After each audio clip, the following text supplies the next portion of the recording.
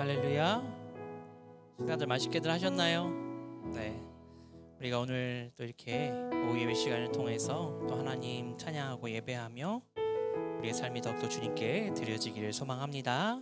우리 만왕의 왕 내 주께서 찬양 드리겠습니다.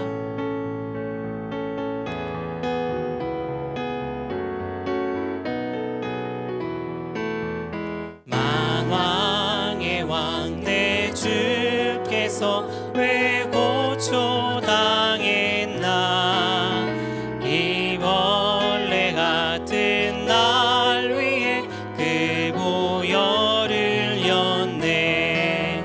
십자가 내가 처음 볼 때에 나의 맘에 큰 고통 사라져. 오늘 믿고서 내 눈 밝았네. 참 내 기쁨 영원하도다. 주 십자가 못 박힘은 속죄함 아닌가. 그 긍휼함과 그 은혜 말할 수 없도다. 십자가 내가 처음 볼 때에 나의 맘에 큰 고통 사라져. 오늘 믿고서 내 눈 밝았네. 참 내 기쁨 영원하도다. 늘 울어도 그 큰 은혜 다 갚을 수 없네. 나 주님께 몸 바쳐서 주의 일 힘쓰리. 십자가 내가 처음 볼 때에 나의 맘에 큰 고통 사라져. 오늘 믿고서 내 눈 밝았네. 참 내 기쁨 영원하도다. 주와 같이 길 가는 거 즐거운 일 아닌가. 우리 주님 걸어가신 발자취를 밟겠네. 한 걸음 한 걸음 주 예수와 함께 날마다 우리 걸어가. 어린아이 같은 우리 미련하고 약하나 주의 손에 이끌리어 생명길로 가겠네. 한 걸음 한 걸음 주 예수와 함께 날마다 우리 걸어가리. 꽃이 피는 들판이나 험한 골짜기라도 주가 인도하는 대로 주와 같이 가겠네. 한 걸음 한 걸음 주 예수와 함께 날마다 우리 걸어가리.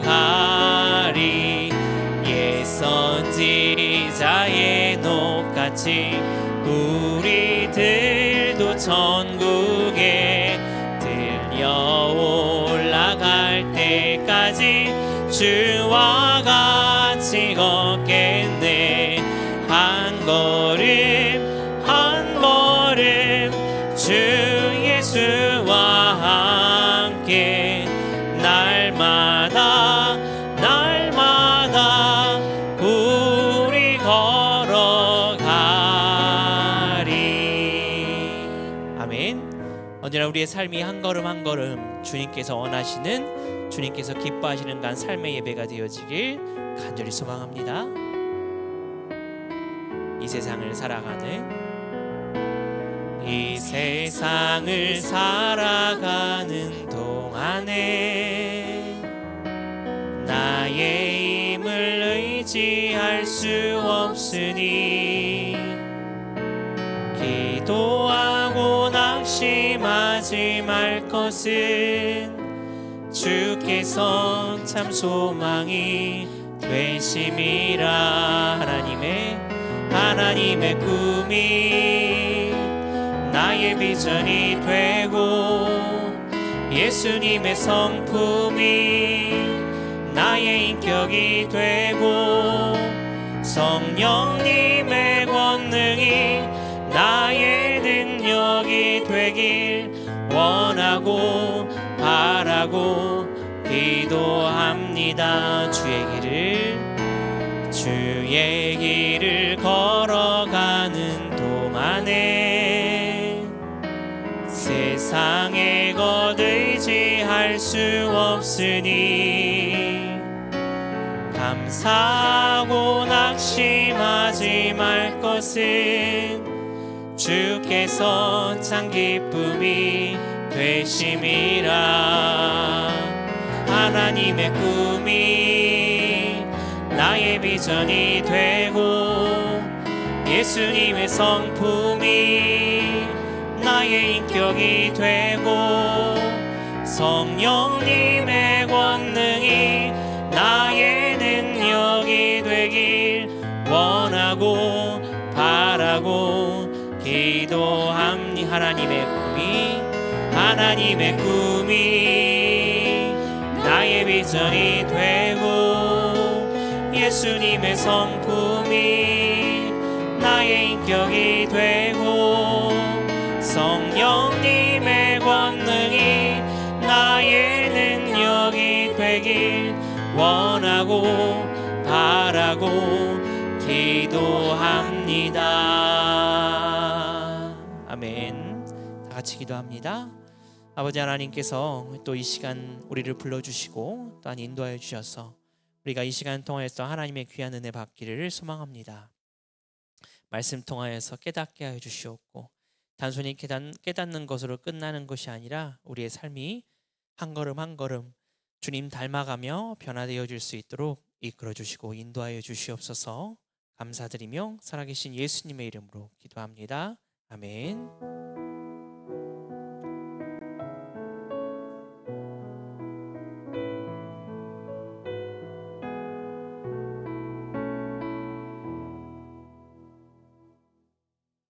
오늘 우리에게 주시는 하나님의 말씀은 신약성경 히브리서 13장 12절부터 16절까지입니다. 말씀을 봉독하겠습니다. 그러므로 예수도 자기 피로써 백성을 거룩하게 하려고 성문 밖에서 고난을 받으셨느니라. 그런즉 우리도 그의 치욕을 짊어지고 영문 밖으로 그에게 나아가자. 우리가 여기에는 영구한 도성이 없으므로 장차 올 것을 찾나니 그러므로 우리는 예수로 말미암아 항상 찬송의 제사를 하나님께 드리자. 이는 그 이름을 증언하는 입술의 열매니라. 오직 선을 행함과 서로 나누어 주기를 잊지 말라. 하나님은 이 같은 제사를 기뻐하시느니라. 아멘. 반갑습니다. 우리가 오늘도 이 시간을 통해서 하나님 말씀 깨닫고 변화되는 시간 되기를 소망합니다. 여러분들 우리가 오전에 다들 예배 드리셨잖아요. 우리가 오전에 예배 드릴 때에 우리가 어떤 말로 시작하시는지 기억하시나요? 아닌데요. 하나님은 영이시니 예배하는 자가 영과 진리로 예배할지니라. 그 요한복음 말씀으로 우리가 예배를 시작하죠. 기억이 나시나요? 네. 그만큼 우리가 하나님께 예배를 드릴 때에 우리가 우리의 어떤 마음과 진정성을 가지고서 예배를 드려야 함을, 그 중요함을 우리가 다시 한번 생각하고 예배를 드리자라는 마음으로 우리가 그 말씀을 앞에 묵상을 하고 시작을 하는 것이죠. 하지만 우리가 지난 몇 주 동안 계속해서 지금 이 오후 예배 아마 거의 10월 달부터 계속되는 말씀인 것 같은데요. 이 계속해서 이야기 나오는 것은 우리의 예배가 또 우리가 속해 있는 이 공동체와 어떠한 연관성이 있느냐에 대해서 지금 10월 달부터 계속해서 이야기를 하고 있습니다. 오늘 말씀의 제목도 하나님이 기뻐하시는 예배거든요. 원래 오늘 그 구역공과 교재에 나오는 우리 주보에 나와 있는 말씀의 제목하고는 조금 다를 겁니다. 근데 왜 그렇게 제목을 바꾸었냐면 우리가 오늘 말씀을 통해서 저는 이제 그 예배라는 것에 대해서 우리의 삶 그리고 그 예배, 그 연관성 그것에 대해서 우리가 다시 한번 생각해 보았으면 하는 마음에서 제가 제목을 조금 바꾸었습니다. 먼저 오늘 본문을 보시면은요, 우리가 왜 하나님께 예배를 드려야 하는지에 대한 이유를 오늘 두 구절에 걸쳐서 이야기를 하고 있습니다. 오늘 말씀 보시면 그러므로 예수 자기 피로써 백성을 거룩하게 하려고 성문 밖에서 고난을 받으셨다라고 이야기를 하지 않습니까? 예수님께서 본인의 피로써 본인이 십자가에서 희생하심으로써 우리의 모든 죄를 사하시고 거룩하게 해주셨다라는 것을 우리 여기 계신 성도님들은 다들 아시고 또한 믿으시기 때문에 이 자리에 계시는 줄로 믿습니다. 그런데 그 고난을, 그 십자가의 형을 어디서 받으셨느냐? 오늘 말씀에서는 성문 밖에서 고난을 받으셨다라고 이야기를 하죠. 왜 성문 밖입니까? 그 당시 십자가는 가장 치욕스럽고 가장 극악무도한 죄인들이 형을 당하는 곳이기 때문에 하나님이 계시다라고 하는 그 예루살렘에서는 하지 않았고 저 먼 골고다, 해골의 언덕이라고 하는 그 골고다에서 사형을 집행했던 것이죠. 그래서 오늘 그 다음 13절 말씀에 보면은 그런즉 우리도 그의 무엇을 치욕을 이라고 표현되어지잖아요. 그 당시 그만큼 그 십자가 형이 정말 결코 보기 좋은 그런 것은 아니었다라고 하는 것입니다. 치욕으로 표현되어질 만큼 그 십자가 형을 당한 사람들은 많은 사람들에게 배척당하고 외면당하는, 그리고 놀림거리와 조롱당하는 그러한 형이었던 것이죠. 그러하기에 우리도 다들 아시지만 예수님께서 십자가를 짊어지고 그 나아가실 때에, 그 길을 걸어가실 때에 사람들이 어떻게 합니까? 조롱했다라고 표현이 되죠. 침을 뱉었다라고 표현이 되어집니다. 또 누군가는 어떻게 했습니까? 돌을 던졌다라고 하거든요. 다 저주하는 것이고 욕하는 것이고, 그것을 예수님께서 십자가 짊어지신 것을 자기들의 죄를 위해서 십자가를 짊어진다는 생각을 하지 못하고 그저 야, 저 예수란 사람, 아니 지금까지 혼자서 그렇게 깨끗한 척하고 그렇게 많은 사람들을 병 고치는 능력도 있었던 것 같고, 그러더니만 결국 자기가 하나님의 아들이라고 막말을 하면서 결국에는 저 모양 저 꼴이 되었네. 참 안타까운 것보다는 참 부질없다. 얼마나 저 멍청한 짓이냐 라고 하면서 사람들이 예수님을 놀리고 조롱하고 침뱉고 모욕했다라고 하는 것이죠. 그러하기에 오늘 이 성 밖에서 고난을 받으셨다라고 하는 것은 결코 좋은 의미가 아닌 배척당하고 조롱당하고 세상과 단절된 고독한 예수님의 모습을 이야기를 하고 있는 것이죠. 너무나도 외로웠었던 그 예수님의 모습을 이야기하고 있는 것입니다. 그런데 13절에서 그 모습을 어떻게 하자고 하는 겁니까? 우리도 같이 짊어지자. 그래서 영문 밖으로, 왜 영문 밖입니까? 예수님께서 거기에서 십자가에 달리셨으니까. 예수님이 계신 그 영문 밖으로 우리도 나아가자. 그 십자가를 같이 짊어지자라고 이야기를 하고 있는 것입니다. 여러분, 우리가 예수님을 믿으면 항상 축복만 받나요? 그거 아니잖아요, 그렇죠? 우리 여기 계신 분들 다들 이제 아실 겁니다. 예수님을 믿으면 모든 일이 다 만사 형통인가요? 아니죠. 저도 그런 적이 없습니다. 근데 여기 저보다 더 오래 신앙생활 하신 분들께서는 그것을 얼마나 더 절실하게 느끼시겠습니까? 로마서 8장 17절에서도 이야기를 하죠. 우리가 그와 함께 영광을 받기 위하여 고난도 함께 받아야 할 것이니라. 성경은 분명히 이야기를 합니다. 예수님을 믿는다라는 것은, 예수님의 제자가 되고 예수님을 따르는 삶을 산다라는 것은 단순히 영광만 있는 것이 아니다. 고난도 함께 받아야 되는 것이다 라고요. 하지만 하나님을 잘 알지 못하는 사람들은, 그게 교회 밖에 있는 사람들이든지 아니면 교회 안에서도 하나님을 잘 알지 못하는 사람들은 그렇게 이야기를 하죠. 내가 지금까지 얼만큼 하나님께 열심히 섬겼는데, 열심을 다했고 헌신했고 노력했는데 왜 이렇게 내 삶에 여러 가지 많은 문제들이 풀리지 않지? 내 어려움이 왜 끝도 없이 계속 되어지지? 라고 의문을 갖고, 어떤 사람들은 자신의 그 어려움을 해결해 달라고 하는 그 기도의 제목을 평생토록 가지고 있으면서 그것을 해결해 주지 않는 하나님을 원망하기도 하죠. 세상 사람들은 이해합니다. 하나님을 모르니까요.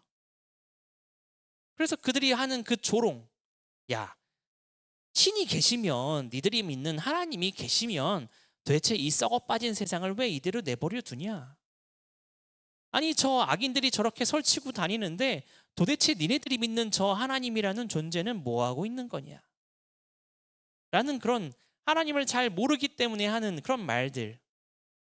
야, 너 하나님을 믿는다고 하는데 왜 이렇게 인생이 꼬였냐? 내가 너보다 하나님을 몰라도 내가 더 잘 사는 것 같은데, 내가 더 평화롭고 내가 더 잘 먹고 잘 살고 내가 더 인생을 즐기는 것 같은데, 야, 근데 굳이 내가 하나님을 왜 믿어야 되냐? 라고 하는 그런 조롱거리들, 놀림거리들. 하나님을 모르는 사람들은 얼마든지 그렇게 할 수 있죠.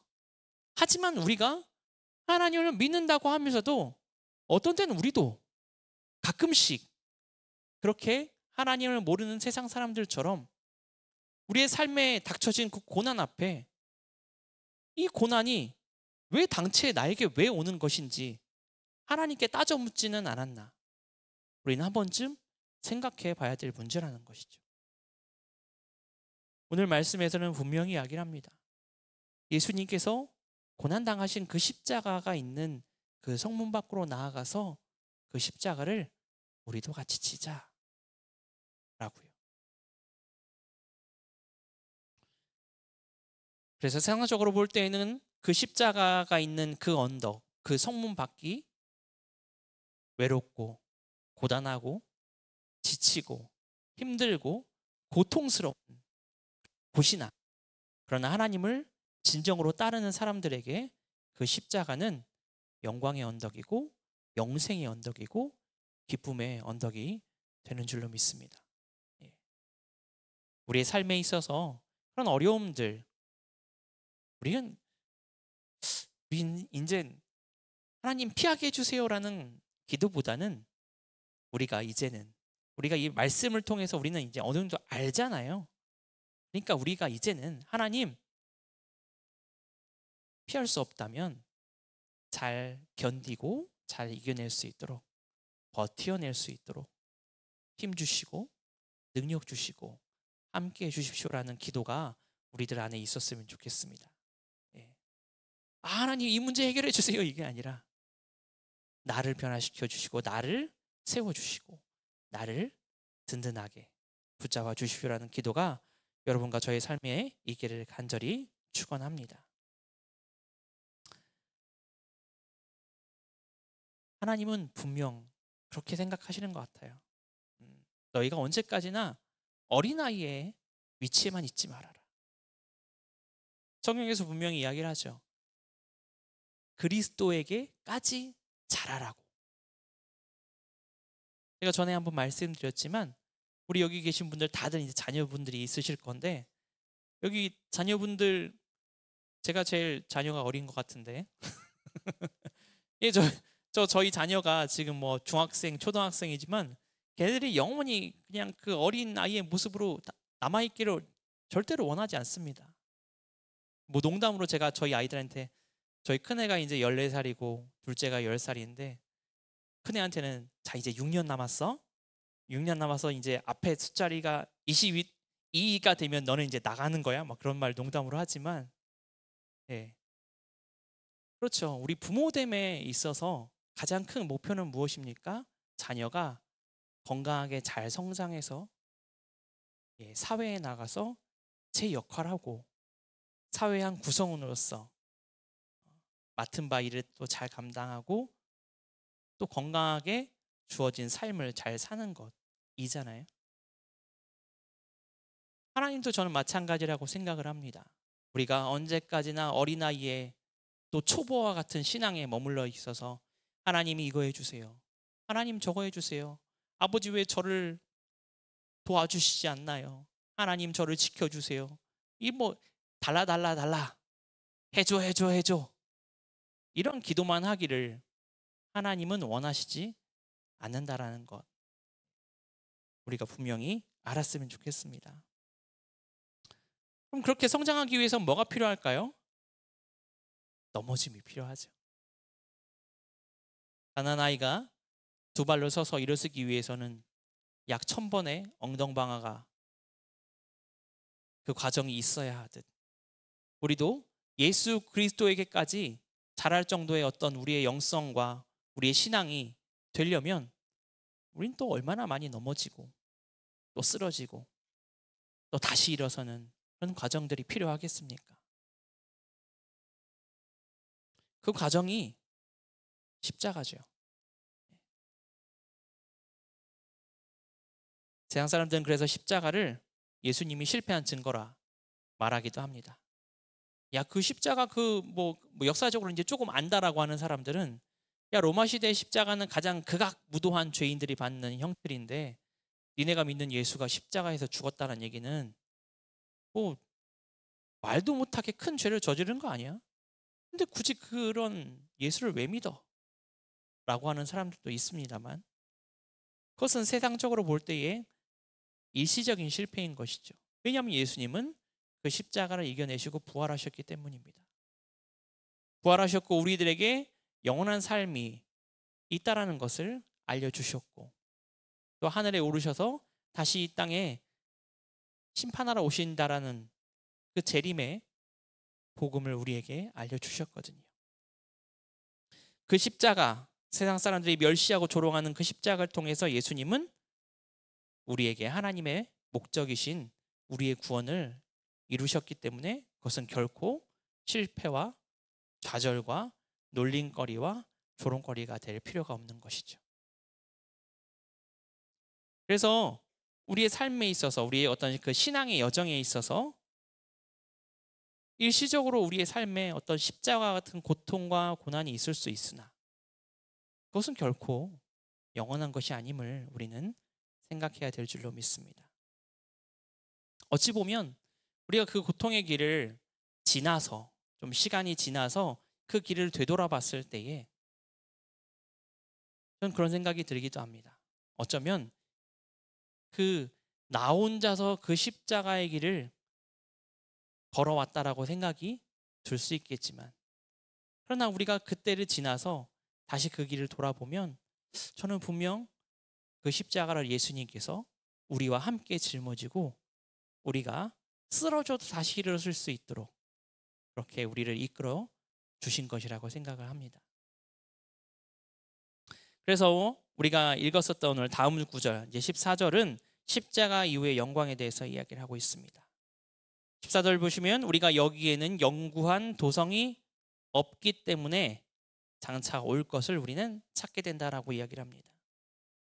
그렇습니다. 우리는 이제 예수 그리스도의 그 십자가의 그 부활의 영광을 우리는 맛보아 알았고 영원한 생명과 하나님의 나라가 있다라는 것 그것이 예수님을 따르는 사람들에게는 주어진다라는 것을 은혜로 주어진다라는 것을 우리는 이제 알게 되었습니다. 그러하기에 우리가 이 세상에서의 뭐 고통과 어려움들이 있다면 그것은 잠깐이고 그 이후에 우리가 하나님 나라에 들어갔을 때에 우리에게는 영원한 기쁨과 평안과 안식이 있다는 것을 우리는 알고 있죠. 그렇기 때문에 우리는 더 이상 이 땅에서의 큰 소망을 두지 않는 것이죠. 왜냐하면 언젠간 다 없어질 거니까요. 그리고 그러한 어떤 삶의 태도가 오늘 본문 마지막에서는 이제 예배로 나타나게 되는을 이야기를 하고 있습니다. 오늘 15절 보시면은 그러므로, 그러니까 이제 예배에 대해서 이야기를 하는데 우리가 왜 하나님 앞에 예배를 드리느냐를 앞에 9절부터 설명을 쭉 했죠. 십자가를 통해서 우리가 구원의 은혜를 받았고, 우리는 그 구원의 은혜를 통해서 하나님의 나라를 영원한 도성으로 받을 것을 깨달아 알기 때문에 우리는 그것을 통해서, 그러므로 우리는 예수로 말미암아 찬송의 제사를, 항상 찬송의 제사를 하나님께 드리자라고 이야기를 하고 있는 것입니다. 이게 바로 우리가 모여서 드리는, 우리의 입술의 고백으로 드리는 예배인 것이죠.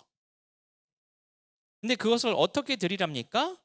항상 드리라는 거죠. 우리가 주일날 한번 나와서, 아니면은 뭐 많이 나오시면 뭐 수요일이나 금요일도 나오실 수 있고, 아니면 매일매일의 새벽 기도회를 통해서 우리가 우리 입술의 고백을 통해서 하나님을 찬양하고 예배할 수 있겠죠. 하지만 오늘 말씀에서 먼저 이야기하는 것은 항상이라는 거예요. 항상. 그것은 어떤 뭐 우리가 그냥 행동으로서 뭐 365일 24시간 찬송만 부르라는 것은 아니죠. 태도인 것입니다. 내가 하나님 앞에 찬송한다는 건 뭐예요? 하나님을 높여서 칭찬하고 그의 영광을 알리고 그분께 감사를 표현하는 것이잖아요.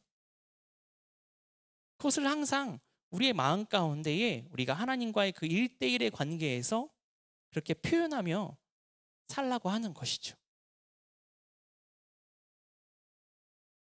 그래서 이는 그 이름을 증언하는 입술의 열매다. 우리가 하나님 앞에 드리는 그 예배가, 그 찬양, 우리가 하나님을 감사를 표현하고 그분의 영광을 높이고 그 모든 것들이 우리의 입술의 열매, 우리가 입으로 고백하는 결과물로서 하나님 앞에 드리는 예배가 된다라고 하는 것입니다.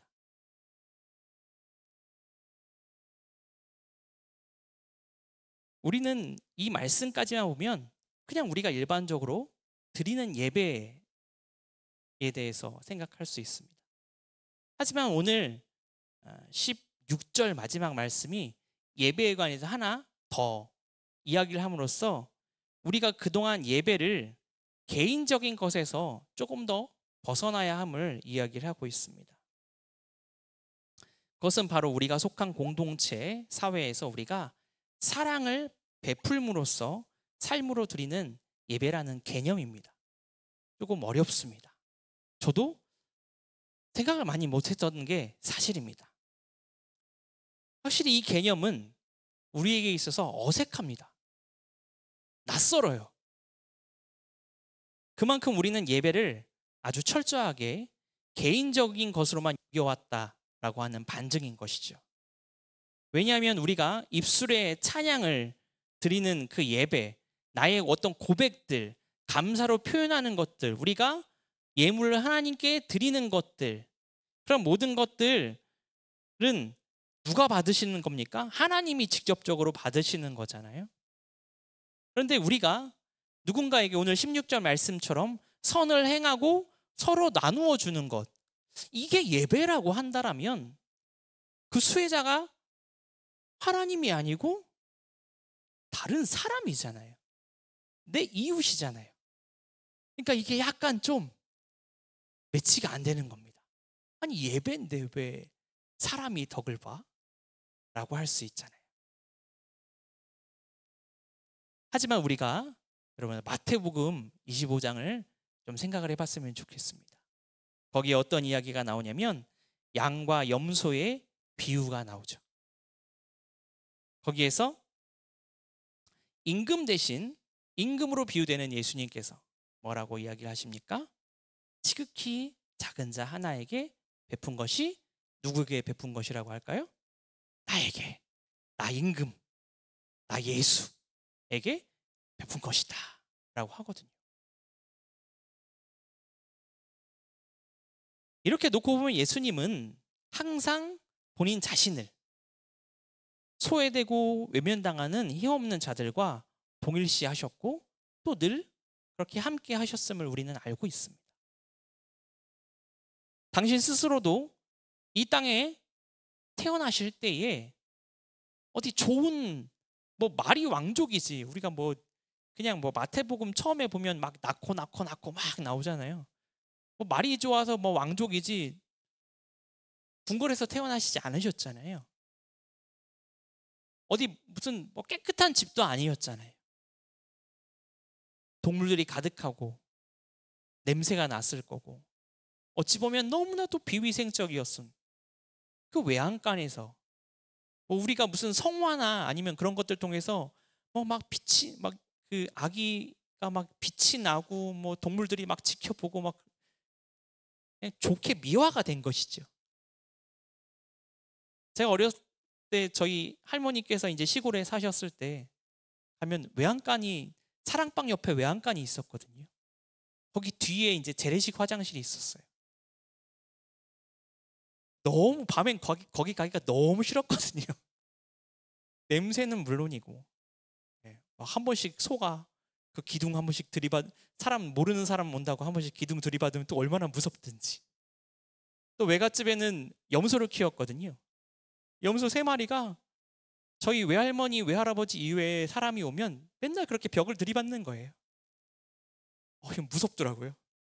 화장실 한 번 가는 게 무슨 약간 목숨 걸고 화장실을 가야 되는 느낌. 냄새 나고 더럽고 또 막 소똥 있고 그 동물의 그 어떤 분뇨 냄새와 팔이 날리고 그 얼마나 위생적이지 못하고 더러운 곳인데 예수님은 거기서 태어나셨거든요.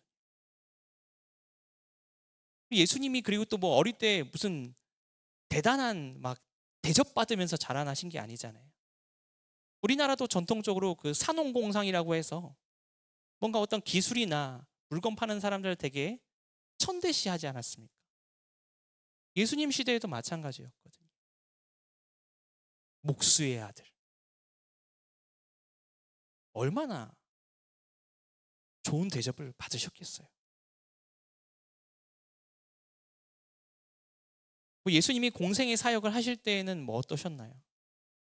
예수님이 함께 하셨던 사람들은 세리와 같은 죄인들이었죠.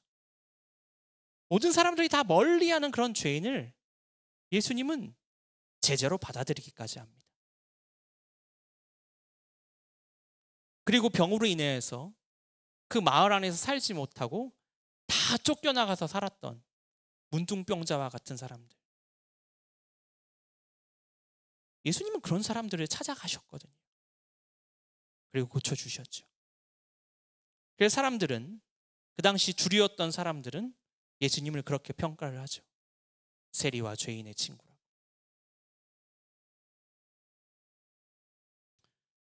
뭐 말이 좋아서 세리와 죄인의 친구지. 동급 아니냐, 동료 아니냐, 뭐 그렇게 일종의 놀림거리였던 겁니다. 하지만 예수님은 그렇게 하심으로써 그 약자들을 향한 사랑과 자비가 하나님의 뜻임을 보여주셨습니다. 그리고 그렇게 사랑하는 삶, 서로 사랑해라. 그러면 사람들이 세상이 너희가 내 제자인 줄 알 것이다 라고 하셨던 그런 말씀처럼 서로 사랑하라고 항상 이야기를 하셨습니다. 그러니까 우리가 개인적으로 하나님 앞에 1:1로 드리는 예배만이 예배가 아니라 우리가 이웃들, 특별히 어려운 이웃들을 향하여서 선행을 베풀고 자비를 베풀고 그들의 필요를 채워주고 도움을 주는 것이 하나님 입장에서는 그것 또한 예배라고 하는 것이죠. 어찌 보면 우리가 마치 십자가가 위아래 좌우로 되어 있듯이 위아래가 하나님과의 관계, 예배라고 하면 좌우는 이웃들과의 관계, 그 예배를 통하여서 온전한 십자가 하나가 만들어듯이 우리가 하나님과의 직접적인 예배와 우리 이웃들을 도움으로써 만들어지는 그 예배를 통하여서 정말로 하나님께서 기뻐하시는 예배가 된다라는 것. 우리가 오늘 그것이 바로 오늘 말씀에서 이야기하고 있는 것이죠. 그래서 오늘 말씀에서 하나님은 이 같은 제사를 기뻐하시느니라라고 이야기를 하고 있는 것입니다. 우리가 성경에서 분명히 이야기를 합니다. 말과 혀로만 하지 말아라. 진실한 행함이 있도록 해라. 우리가 말로는 하나님 막 엄청 열심히 예배하고 진심으로 예배하고 그러는데 우리 이웃들, 우리의 가정, 직장, 우리의 삶의 여러 가지 그 모습들 가운데서 우리가 하나님을 예배하는 것만큼의 어떤 그런 진정성을 가진 사랑의 베풀미, 선행이 없다면 그것은 온전한 예배가 아니라고 할 수 있다는 것입니다. 제가 고등학교 때 저희 학교 앞에 분식집이 있었거든요. 가게 이름은 기억이 나지 않는데 그 주인이 할머니셨습니다. 근데 그 할머니가 항상 욕을 달고 사셨어요. 보통 우리 욕쟁이 할머니라고 하죠. 저 어떤 날은 분명 저는 떡라면을 시켰는데 카레라면을 주신 거예요. 저희 할머니 저 떡라면 주는 대로 참아가! 주눅 들어가지고 예 그래서 이제 진짜 주는 대로 이렇게. 근데 좀 있다가 그 할머니가 떡라면을 쓱 주시는 거예요. 더 먹고 가. 그 나중에 이제 알게 된 거지만 그 할머니가 제가 다니던 학교에 또 매년 장학금을 이렇게 기탁을 하셨었습니다. 사람들은 어느 누구 하나 그 할머니께서 욕을 한다라고 욕하지 않았습니다. 왜냐하면 그 할머니의 진심은 그 아이들을 향한 사랑과 자비의 마음이 있다는 것을 다들 알고 있었기 때문이죠.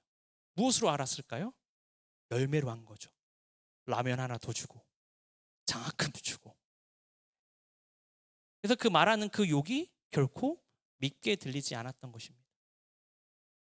여러분 우리도 예배, 우리가 하나님 앞에 열심히 그 드렸던 예배, 그게 이제 삶의 열매로 나타나야 되는 겁니다. 그 열매가 정말로 제대로 된 하나님의 사랑과 은혜와 자비가 나타나게 될 때 그 예배가 하나님께서 정말로 기뻐하시는 삶의 열매로 드려지는 예배가 될 줄로 믿습니다. 그 예배를 통하여서 우리의 삶을 통하여서 하나님께서 영광 받으시고 기뻐하시는 또 그 예배가 우리의 삶에 있기를 바라고 또한 그 열매를 통하여서 여러분들이 주변 분들에게 또 오늘 전도 나가실 때에 그렇게 주님의 이름을 높이며 영광 올려드릴 수 있는 우리 모든 남대전교회 성도님들 다 되시기를 주님의 이름으로 축원드립니다. 기도하겠습니다. 아버지 하나님, 우리가 하나님 앞에 예배하러 오늘도 나왔고 이 시간에도 예배하였습니다. 우리가 예배하는 이 시간, 이 장소로 끝나는 것이 아닌 우리의 삶의 자리를 통하여서 우리가 우리의 입술의 열매 고백처럼 우리의 삶의 열매를 통하여서 우리가 선행을 베풀고 사랑을 베풀므로써 하나님을 예배할 수 있는, 하나님께서 기뻐하시는 예배를 드릴 수 있는 우리 모든 성도들 다 되게 하여 주시옵소서. 그것을 통하여서 또한 하나님께서 우리 통하여서 영광 받으시며 하나님의 이름이 더욱더 드높아지기를 간절히 원합니다. 우리가 이 시간 또한 하나님 앞에 귀한 예물들 드립니다. 이 예물 주님께서 귀하게 사용하여 주시옵고 드린 손길들 가운데에 더욱더 크신 은혜와 더욱더 크신 축복 베풀어 주시오며 더욱더 많은 것으로 또 우리의 삶으로 하나님 앞에 드려지길 간절히 소망하는 우리 모든 성도들 다 되게 하여 주시옵소서. 이제는 아버지 하나님의 놀라우신 그 사랑과 예수 그리스도의 한량없으신 은혜와 성령님의 동행하심이 이번 한 주도 우리의 삶의 열매를 통하여서 주의 사랑을 나타내며 온전한 예배를 이루길 원하는, 드리길 원하는 우리 모든 남대전교회 성도들 가운데 이제부터 영원토록 함께하기를 간절히 축원드리옵나이다. 아멘.